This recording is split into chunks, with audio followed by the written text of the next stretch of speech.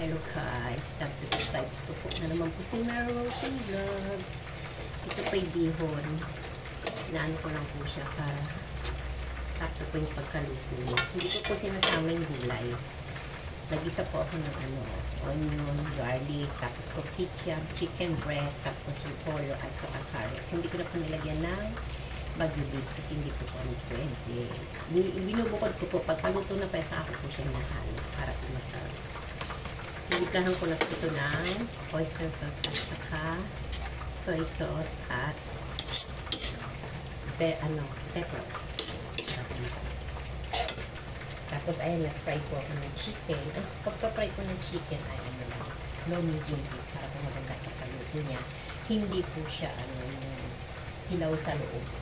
Para pati po yung loob niya ng luto. Yung pong pansit, kailangan haluin.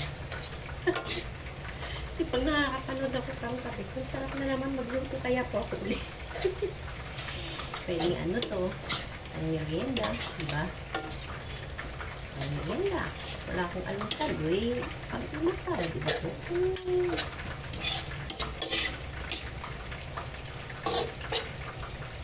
Tinatansya ko lang po yung tubig kasi nga hindi po ako sanay ng yung sabaw na marami. Tansya ko muna po para sigurado alam nyo na hindi po maging malatay ating bihon o kaya matigas naman. Kailangan tansyahin po natin. So nga lang po talaga halo lang tayo ng halo.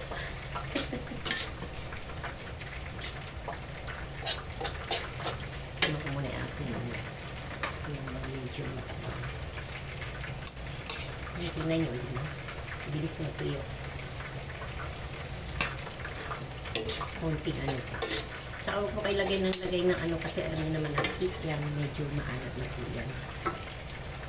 Nagagatatansin po natin paglalagay ng asin or soy sauce. Medyo pa po yung paglalagay.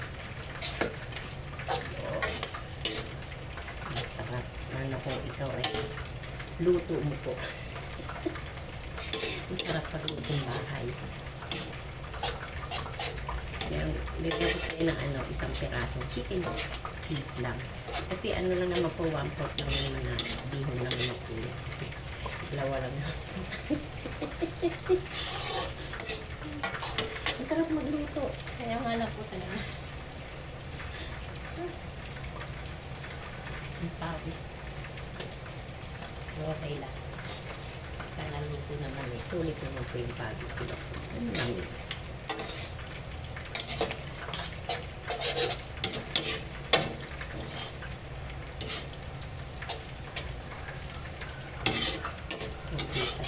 Hindi pa siya masyadong hindi ang konting spices kasi medyo nakabak po siya ng konti. Kasi yung gulay naman po hindi masyadong timplado po yun. Konti na po ilagay ko. Tama na.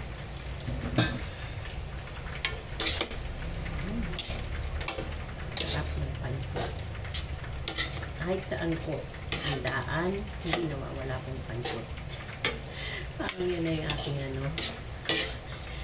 kahit po ako sa pansit, basta sa handaan, yan ang una po pong dinadampot. Kinakain yung pansit. Talagang yan na ang po natin. Sa ugalian po natin mga Pilipino. Diba po? Pancit is the best.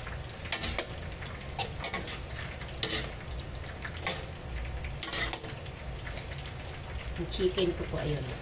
Medyo na naman. Medyo pa siyang Bigyan ko ng konting po ito. Kaya medyo pa siya. Para lang masarap.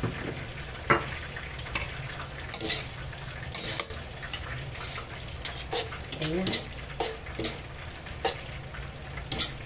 Pwede ko na po lagay yung ating gulay.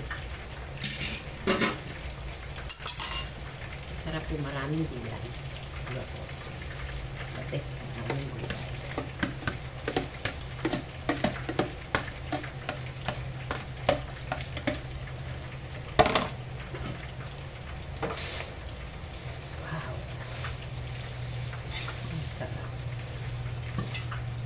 Low medium nip. Yun lang po ha. Kasi nga, medyo luto na po yan.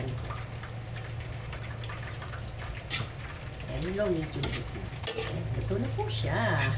Kasi nga po yung gulay, luto na po. Okay na po siya.